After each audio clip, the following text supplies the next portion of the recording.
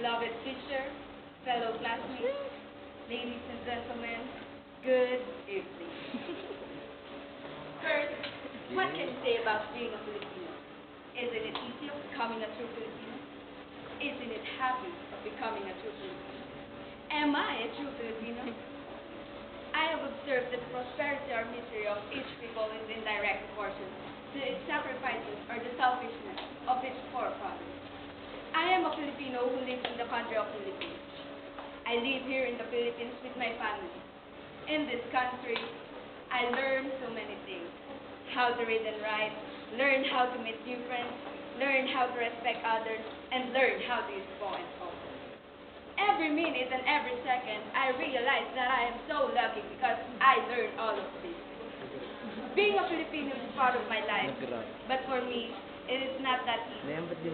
All Filipinos are hardworking. Even if they are tired, they really have to work for their own sake and for their own family. So, we Filipinos are very industrious.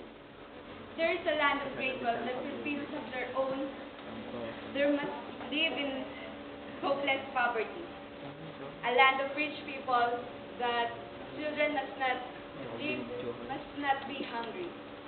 That's why we Filipinos have our own freedom, a freedom from poverty. I am proud to be a Filipino because being a Filipino is an honor and privilege. And I believe that Filipinos are worth dying for.